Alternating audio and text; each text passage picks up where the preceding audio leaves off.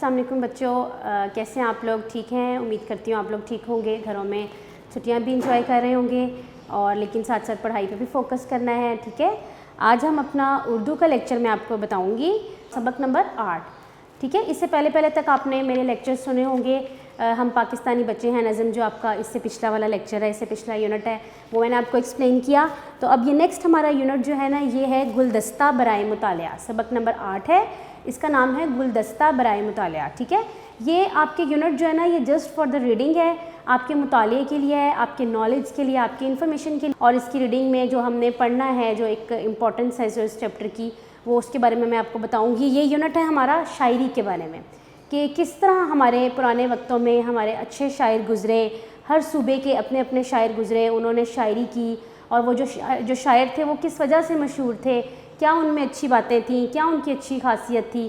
تو وہ یہ سارے شاعر ہیں جو ہم دیکھیں گے، آپ دیکھ رہے ہیں نمبر 1 پہ رحمان بابا کے بارے میں پڑھیں گے، نمبر 2 پہ شاہ عبداللطیف بھٹائی کے بارے میں، پھر ہم بابا بلے شاہ کے بارے میں، پھر مست توکلی کے بارے میں، پھر لیلا عارفہ جو کہ ٹھیک ہے ایک خاتون شاعرہ تھیں، اس کے بعد بابا چلاسی کے بارے میں، ٹھیک ہے؟ اور اسی کے ساتھ میں آپ کو بعد میں آپ کی ایک کہانی ہے آپ کی گرامر کی، اردو بی کی، خدمت خلق، اس کے بارے میں بھی میں آپ کو نوٹس میں سے ایکسپلین کروں گی کہ خدمت خلق کا مطلب کیا ہوتا ہے، کہ اللہ تعالیٰ کی مخلوق کی خدمت کرنا۔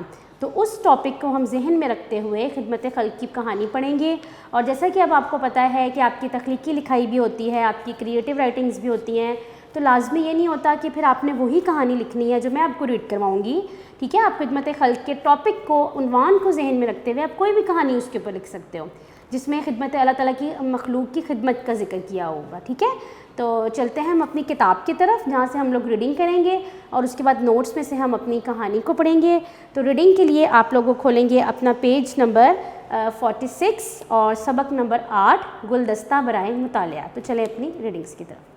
جی، تو یہ ہے ہمارا سبق نمبر 8 اور اس کا نام ہے گلدستہ برائے مطالعہ، یعنی کہ just for reading and information. شاعری کسی بھی زبان کی پہچان ہوتی ہے۔ شاعری کیا ہے؟ ایک انسان جو کچھ محسوس کرتا ہے، شاعر اس کو شعر کی صورت میں پیش کر دیتا ہے، یعنی کہ ہمارے دل میں جو فیلنگز ہوتی ہیں، جو ہم محسوس کر رہے ہوتے ہیں، تو شاعر کا کام کیا ہوتا ہے کہ وہ اس کو اپنے شعروں کے ذریعے اپنے اس میں شاعری میں استعمال کرتا ہے اور اس کو وضاحت کرتا ہے، ٹھیک ہے؟ تو کچھ لوگوں کو شاعری بہت پسند ہوتی ہے، وہ اس میں دلچسپی لیتے ہیں، جبکہ کچھ لوگ اتنی نہیں بھی لیتے ہیں۔ دنیا کی ہر زبان میں شاعری موجود ہے، مقامی زبانوں میں لوک کہانیاں اور پرانے قصے نظموں میں بیان کیے جاتے ہیں۔ تو آئیے ہم پاکستان کے مختلف علاقوں سے تعلق رکھنے والے شاعروں کے بارے میں پڑھیں گے، ٹھیک ہے؟ سب سے پہلے ہم کن کے بارے میں پڑھیں گے؟ جیسا کہ میں نے آپ کو بتایا تھا، رحمان بابا۔ رحمان بابا پشتو زبان کے مشہور شاعر ہیں اور ان کا اصل نام کیا ہے؟ عبدالرحمان۔ وہ پشاور کے جنوب میں 3 میل کے فاصلے پر واقع ایک گاؤں بہادر گلی کے رہنے والے تھے۔ وہ انتہائی نیک اور پرہیزگار انسان تھے، اس وجہ سے لوگ انہیں بابا کے نام سے بلاتے تھے یا بابا کے نام سے مشہور تھے۔ انہوں نے اپنی شاعری میں کیا ظاہر کیا تھا؟ اللہ تعالیٰ سے محبت اور انسانیوں کی خدمت، بھلائی اور خیر خواہی پر زور دیا تھا، ٹھیک ہے؟ آپ نے یاد رکھنا ہے کہ ہر جو شاعر میں آپ کو پڑھاؤں گی اس کا تعلق کہاں سے تھا، ٹھیک ہے؟ اور ان کی شاعری میں کس چیز پر فوکس کیا گیا تھا؟ تو ان کی شاعری میں کس چیز پر زور دیا گیا تھا؟ اللہ تعالیٰ سے محبت، انسانوں کی خدمت، بھلائی اور خیر پر زور دیا گیا تھا۔ اگلے پیج پر آ جائیے، پیج نمبر آپ کا 47، شاہ عبداللطیف بھٹائی۔ شاہ عبداللطیف بھٹائی سندھی زبان کے مشہور شاعر ہیں، ٹھیک ہے؟ وہ پہلے والے کس کے تھے؟ وہ پشاور کے رہنے والے تھے اور پشتو زبان کے مشہور شاعر تھے۔ وہ مٹیاری کے قریب حالہ حویلی کے نام ایک گاؤں میں پیدا ہوئے۔ ان کی عمر کا زیادہ تر حصہ بھٹ گاؤں میں گزرا، اس لیے ان کو بھٹائی کہا جاتا ہے، ٹھیک ہے؟ کیونکہ ان کے گاؤں کا نام کیا تھا؟ بھٹ۔ اس کے علاوہ انہوں نے اپنی شاعری میں کس چیز پر زیادہ زور دیا؟ اللہ تعالیٰ کی قدرت پہ، حکمت اور رحمت پر بھروسہ کرنے کی تعلیم دی گئی۔ ان کی شاعری عام اور خاص سب پر اثر کرتی ہے، ٹھیک ہے؟ اہم بات یہ ہے کہ شاہ عبداللطیف بھٹائی کے کلام میں مسلمانوں کے ساتھ ساتھ غیر مسلم بھی برابر کی دلچسپی جو تھی وہ لیتے تھے۔ ان کی نظمیں آج بھی سندھی بچوں کو جھولے میں سنائی جاتی ہیں۔ ان کی شاعری سندھ کے گوشے گوشے میں بڑے زور و ذوق و شوق سے پڑھی اور سنی جاتی ہے۔ اگلے آپ دیکھیں بابا بلے شاہ۔ بابا بلے شاہ جو ہیں یہ پنجابی زبان کے اب شاعر ہیں۔ یہ کس کے تھے؟ سندھی کے، ٹھیک ہے؟ اور بابا رحمان پشتو کے، یہ پنجابی زبان کے شاعر ہیں۔ بابا بلے شاہ کا اصل نام سید محمد عبداللہ شاہ تھا۔ ان کا تعلق بہاولپور کے گاؤں اچ گلیانیہ سے تھا، ٹھیک ہے؟ اور ان کا خاندان ساہیوال میں آباد تھا۔ اس کے علاوہ کیا ہے کہ یہ ان کی جو ایک بڑی اچھی واقفیت تھی اور یہ ان کی رشتہ داری تھی وہ کس سے تھی؟ عبدالقادر جیلانی سے۔ بابا بلے شاہ بہت ہی نیک، عبادت اور پرہیزگار انسان تھے۔ وہ فارسی اور عربی زبان جانتے تھے۔ انہوں نے اپنی شاعری میں حمد بیان کی اور لوگوں کو اللہ تعالیٰ کی اطاعت کی طرف بلایا۔ بلے شاہ کا کلام کئی مرتبہ شائع ہو چکا ہے۔ اہل پنجاب ان کی شاعری کو بہت پسند کرتے ہیں۔ اگلے جو ہیں وہ شاعر ہیں ہمارے بلوچستان کے اور بلوچی زبان کے شاعر ہیں۔ ان کا نام ہے مست توکلی رحمۃ اللہ علیہ۔ بلوچی زبان کے مشہور شاعر مست توکلی کا اصل نام توق علی مست تھا، ٹھیک ہے۔ مست توکلی کاہان شہر سے تقریباً 5 کلومیٹر کے فاصلے پر مارک بند نامی علاقے میں پیدا ہوئے۔ وہ بچپن سے بکریاں چراتے رہے اور اس پیشے پر ہمیشہ فخر محسوس کیا کرتے تھے۔ کیا تھا ان کا پیشہ؟ غلہ بانی، ٹھیک ہے، یعنی کہ وہ بکریاں چراتے تھے۔ انہوں نے اپنی شاعری میں اللہ تعالیٰ کی حمد و ثنا بیان کی اور انسانوں سے محبت کا پیغام دیا۔ اس کے علاوہ انہوں نے بلوچی روایات پر نظمیں بھی لکھی، اس وجہ سے انہیں بلبل بلوچستان کے نام سے یاد کیا جاتا ہے، ٹھیک ہے۔ مست توکلی کو کس نام سے یاد کیا جاتا ہے؟ بلبل بلوچستان کے نام سے۔ اس کے بعد نیکسٹ ہے ہماری للہ عارفہ۔ للہ عارفہ سری نگر سے 30 میل دور گاؤں کے ایک ہندو خاندان میں پیدا ہوئیں۔ جوانی میں اسلام کی طرف مائل ہو گئیں، یعنی کہ پہلے یہ کیا تھیں؟ ہندو تھیں، ٹھیک ہے، اور یہ ایک فیمیل پوئٹس تھی، ان کے شاعرہ تھیں یہ ایک، اور بعد میں جب جوان ہوئیں تو انہوں نے اسلام کو قبول کر لیا۔ اس کے بعد انہوں نے زیادہ تر وقت اللہ کی عبادت میں گزارا اور شاعری شروع کی۔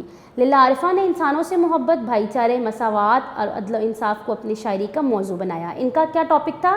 شاعری پہ کس چیز پہ انہوں نے فوکس کیا؟ انسانوں سے محبت پہ، بھائی چارے پہ، مساوات یعنی برابری پہ، اور عدل و انصاف کو اپنا موضوع بنایا۔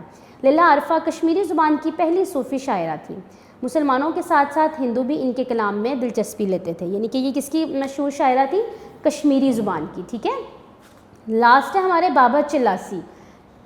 شنا زبان کے مشہور شاعر اور صوفی بزرگ بابا چلاسی کا اصل نام غلام النصیر ہے۔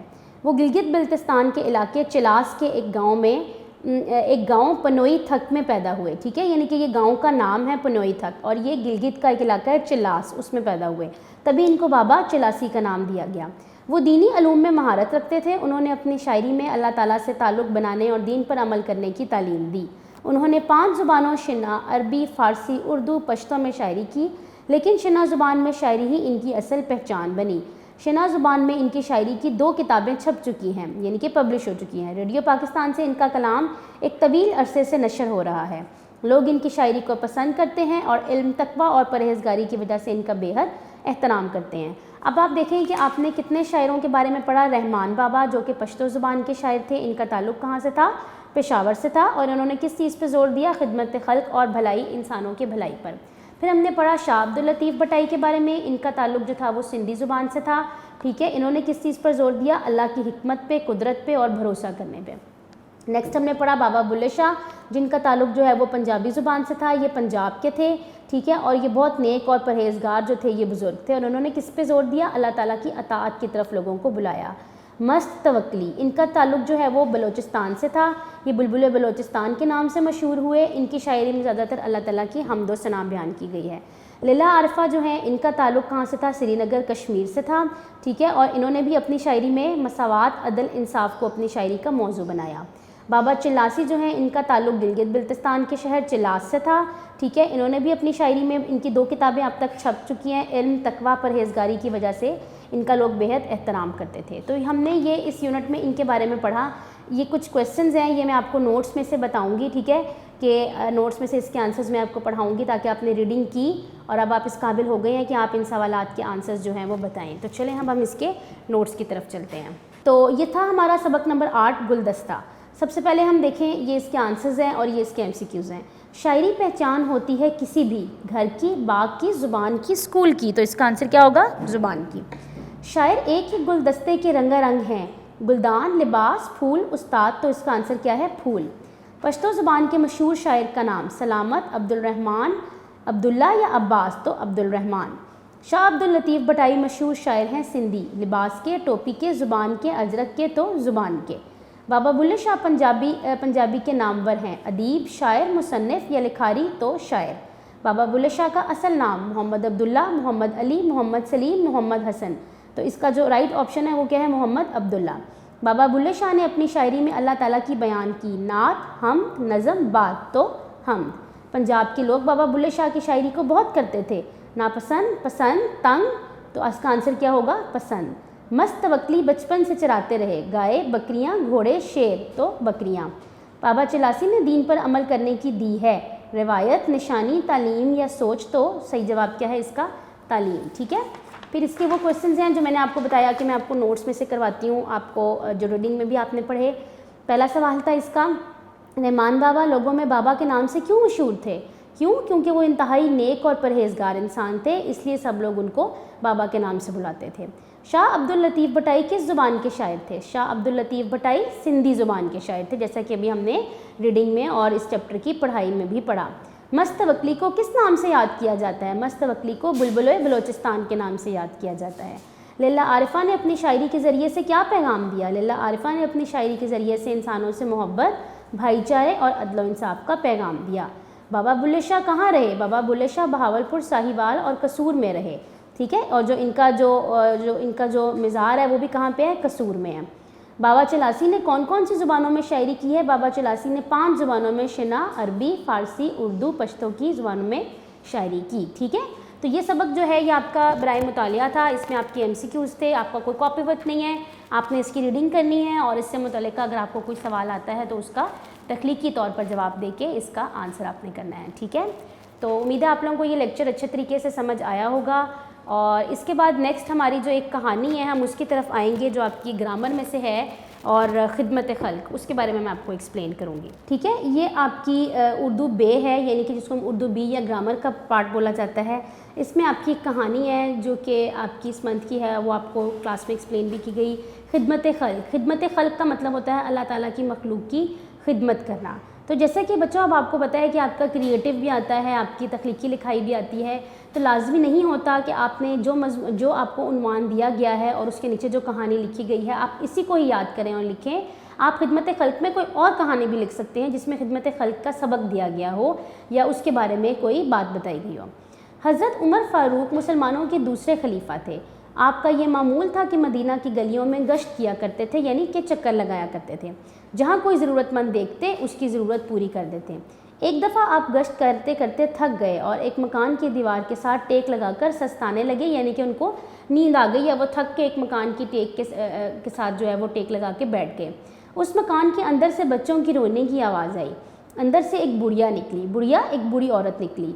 आपने इस बुढ़िया से पूछा कि बच्चे क्यों रो रहे हैं? तो इस बुढ़िया ने बताया कि बच्चे भूख की वजह से रो रहे हैं। आपने देखा कि अंदर चूल्हा जल रहा है और इस पर हंडिया रखी हुई है। बुढ़िया ने बताया कि मेरे पास खाने का कोई सामान नहीं, इस हंडिया में सिर्फ पानी और पत्थर के टुकड़े डाल दिए गए हैं ताकि बच्चे बहल कर सो जाएं। यानी कि बज़ाहिर उसने क्या किया था कि चूल्हा जलाया, उसमें हंडिया भी रखी, लेकिन हंडिया में पत्थर और पानी था ताकि बच्चों को एक उम्मीद रहे कि हमारे लिए कुछ बन रहा है और इसी उम्मीद और इंतज़ार में वो सो जाएं।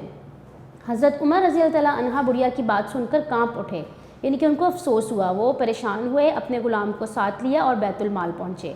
वहाँ से कुछ खाने का सामान और एक बोरी में डाला, एक खाने का सामान बोरी में डाला। आपने ख़ुद बोरी उठाई और इस बुढ़िया के घर पहुँचे। बुढ़िया के घर पहुँचकर आग जलाई और हंडिया में खाना तैयार किया, फिर अपने हाथ से बच्चों को खाना खिलाया। बुढ़िया बोली, खलीफा तो उमर रज़ी अल्लाह तआला की बजाय आपको होना चाहिए।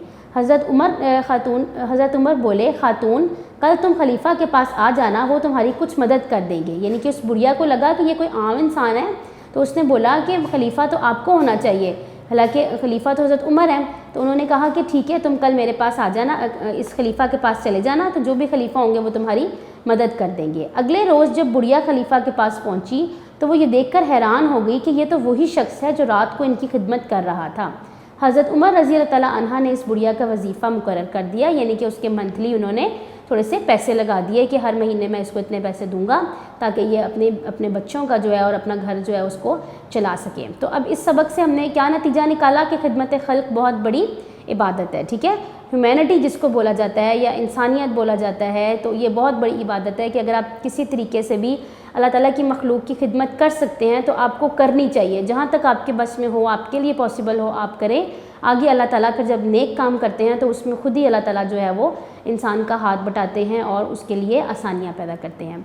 तो उम्मीद है कि आपको इस कहानी की भी अच्छे तरीके से समझ आ गई होगी और ये सबक गुलदस्ता की भी आप लोग इसको ज़रूर पढ़िएगा, अपने कॉन्सेप्ट्स को क्लियर कीजिएगा, अपना ख्याल रखिएगा ढेर सारा। इंशाल्लाह फिर मुलाकात हो। अल्लाह हाफ़िज़।